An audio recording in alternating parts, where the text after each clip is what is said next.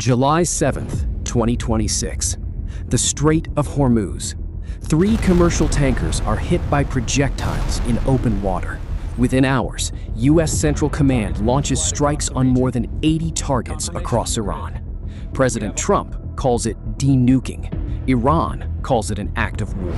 Somewhere between those two words, a fragile ceasefire collapses. The question is simple. If this isn't a war, what exactly do you call it? But to understand how we got here, we need to go back to the ceasefire itself. Weeks earlier, the United States and Iran had agreed to a fragile truce. Washington lifted sanctions on Iranian oil sales for 60 days. In exchange, Iran was expected to stay out of the Strait of Hormuz, the narrow waterway that carries roughly a fifth of the world's oil. That truce was never solid.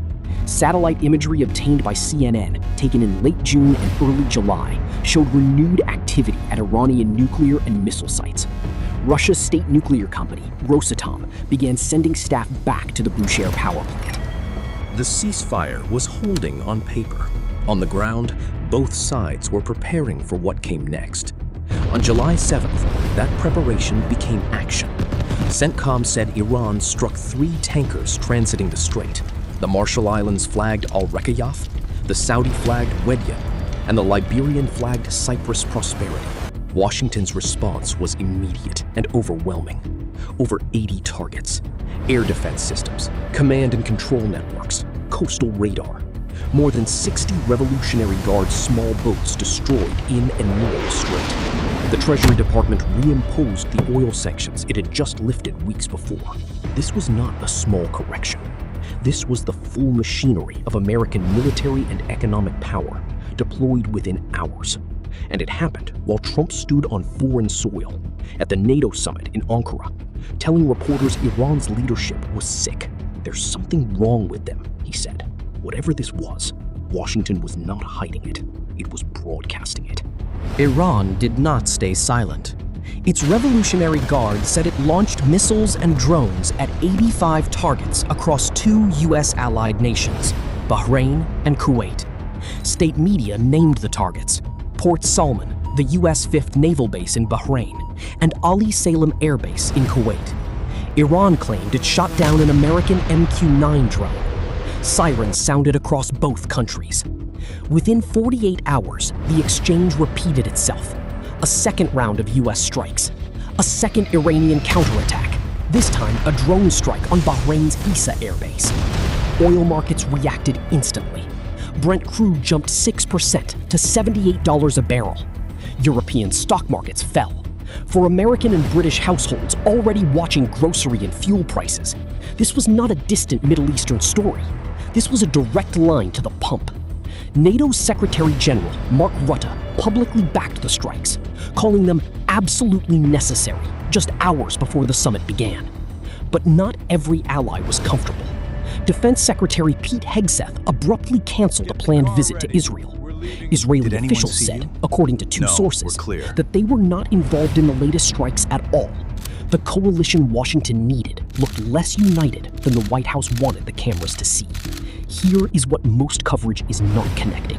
Trump did not just announce these strikes. He announced them while standing at a NATO summit. In front of European leaders he had spent the previous day criticizing for insufficient defense spending and insufficient support for the Iran campaign. The timing was not a coincidence.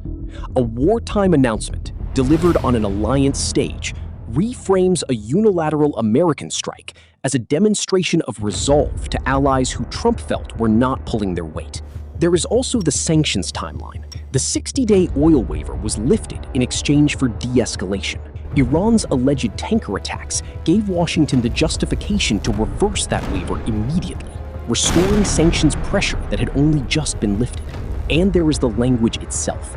Calling a military campaign de-nuking rather than war is not just branding. Under U.S. law, a formal war footing invites congressional oversight that a counter-proliferation operation does not. Words are doing real legal work here, not just rhetorical work. So where does this go next? History offers a pattern, not a guarantee. Limited strike and pause campaigns, the kind U.S. officials describe using now, tend to either de-escalate quietly through back-channel diplomacy or spiral through miscalculation, one side reading restraint as weakness. Officials told CNN the U.S. strategy is deliberately to strike, then pause, to let diplomacy work behind the scenes. Iran's chief negotiator, Mohammad Bagher Ghalibaf, said publicly there is no trust left with Washington, while insisting the conflict will never end with Iran's surrender. Trump, on Truth Social, confirmed talks would continue, while declaring, in his words, that the ceasefire is over. Those two statements, continuing talks and declaring the ceasefire dead, are not contradictions in modern warfare. They are exactly how 21st century conflicts are managed. Never fully declared, never fully ended. So what is this really? Not a nuclear war, not yet a regional war, but not peace either. It is something newer and harder to name. A permanent pressure campaign, sustained through strikes, sanctions, and summits, where war is avoided as a word precisely because avoiding the word avoids the accountability that comes with it. The visible actor is Washington and Tehran, trading strikes. The systemic force is a 50-year regional rivalry over nuclear capability and control of Gulf oil routes.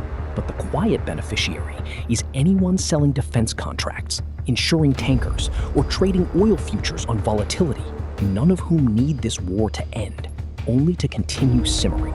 For American and British viewers, the honest verdict is this: a war by any other name still moves oil prices, still risks American troops stationed abroad, and still shapes the next election cycle, whether Washington calls it de-nuking or not. So here's the question worth asking yourself. If this looks like a war, sounds like a war, and kills like a war, does it matter what the president calls it? Let us know in the comments what you think. And in the meantime, thank you very much for watching.